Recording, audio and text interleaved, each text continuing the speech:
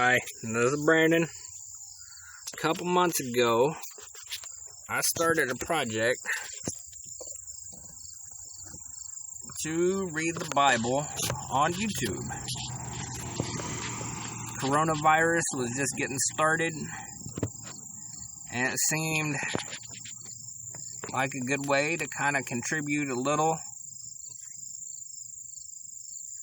since churches were all being closed down and everything. And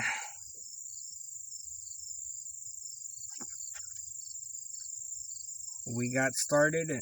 And besides that, I would always used to listen to Prairie Home Companion, and they would advertise a service. I think it was called Sirius or Cirrus, something like that. Anyway, it was for blind folk. Folks would come in and read newspapers, books, whatever. I always thought that was kind of neat. So I thought, I could do kind of the same thing on YouTube with the Bible. Because, not only did I think the service was neat, I think when you find yourself isolated like that, it helps keep your sanity, to give you some kind of purpose. And so we got going with that for a while, but then with all the problems I was having with my plumbing and my electricity here, I kind of had to put that project on the back burner for quite a while. And so one of my nieces asked me if I was ever going to finish.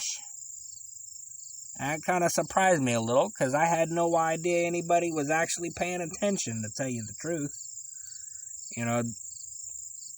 With my, most of the stuff that's on my YouTube channel is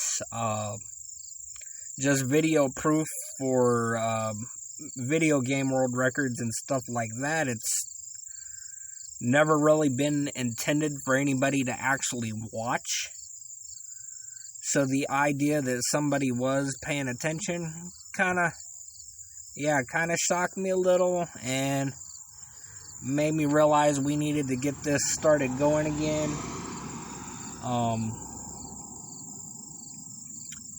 Any rate, she mentioned something about the sound not being so good on my last couple of videos, and I was like, yeah, as many times as I've had to move my computers with all of the water pipes that have busted, it's hard to tell. So instead of recording this with a mic hooked up to my computer, we're actually recording this on my phone, because I realized with some of my video game stuff that it actually seems to have a better mic anyway. So we're actually sitting, if you hear road noise, that's because we're actually sitting in the back of my truck at the moment. And we are about to, and we're going to be reading from an actual for real Bible, instead of, I can't read off my phone since my phone is recording. So we're going to be starting from, we did Genesis 41, so we're going to be starting off from 42. Joseph's brothers go to Egypt. When Jacob learned that there was grain in Egypt, he said to his sons, "Why do you just keep looking at each other?" he continued. "I have heard that there is grain in Egypt. Go down there and buy some for us, that we may live and not die." Then 10 of Joseph's brothers went down to buy grain from Egypt. But Jacob did not send Benjamin, Joseph's brother, with the others, because he was afraid that harm might come to him. So Israel's sons were among those that went to buy grain, for there was famine in the land of Canaan also. Now Joseph was the governor of the land, the person who sold grain to all its people. So when Joseph's brothers arrived, they bowed down to him with their faces to the ground. As soon as Joseph saw his brothers, he recognized them, But he pretended to be a stranger and spoke harshly to them. "Where do you come from?" he asked. "From the land of Canaan," they replied, "to buy food." Although Joseph recognized his brothers, they did not recognize him. Then he remembered his dreams about them and said to them, "You are spies. You have come to see where our land is unprotected." "No, my lord," they answered. "Your servants have come to buy food. We are all the sons of one man. Your servants are honest men, not spies." "No," he said to them.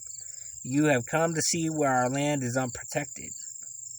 But they replied, "Your servants were 12 brothers, the sons of one man, who lives in the land of Canaan. The youngest is now with our father, and one is no more." Joseph said to them, "It is just as I told you. You are spies.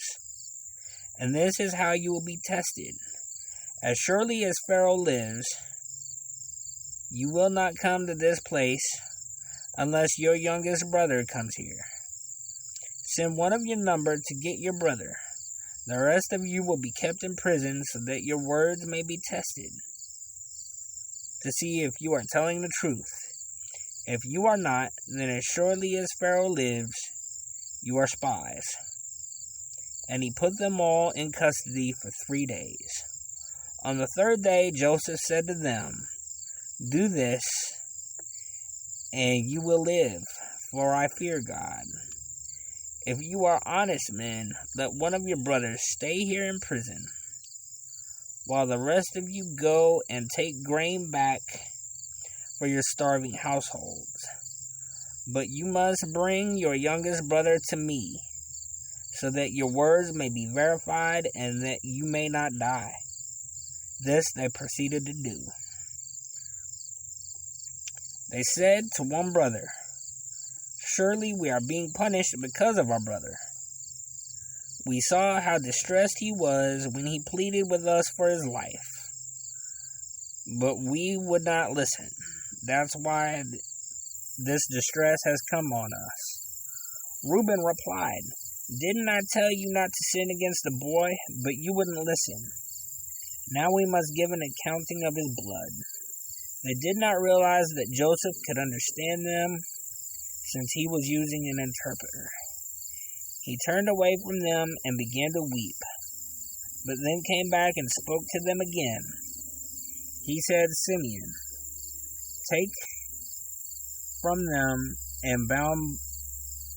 He had Simeon taken from them and bound before their eyes.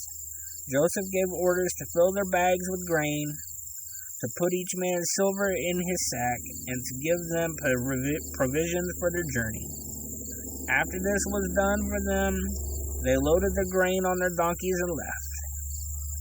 At the place where they stopped for the night, one of them opened his sack to get feed for his donkey and saw his silver in the mouth of the sack. "My silver has been returned," he said to his brothers. "Here it is in my sack." Their hearts sank when they turned to each other trembling and said, "What is this that God has done to us?" When they came to their father Jacob in the land of Canaan, they told them all that had happened to them. They said, "The man who is lord over this land spoke harshly to us and treated us as though we were spying on the land. But we said to him, 'We were honest men. We are not spies. We were 12 brothers, sons of one father. One is no more, and the youngest is now with our father in Canaan.' Then the man who is lord over the land said to us, 'This is how I will know whether you are honest men. Leave one of your brothers here with me, and take food for your starving households and go.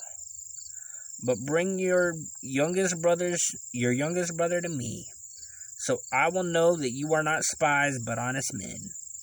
Then I will give your brother back to you, and you can trade in the land.'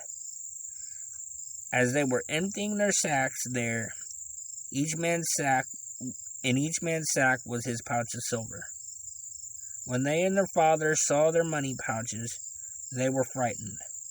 Their father Jacob said to them, 'You have deprived me of my children. Joseph is no more, and Simeon is no more. And now you want to take Benjamin. Everything is against me. Then Reuben said to his father, You may put both of my sons to death, if I do not bring him back to you. Entrust him to my care, and I will bring him back. But Jacob said, My son will not go down there with you. His brother is dead, and he is the only one left. If harm comes to him on the journey you are taking, you will bring my gray head down to the grave in sorrow. That's the end of 42. We'll continue the rest later. Hopefully tomorrow, if everything goes well. Thanks for watching.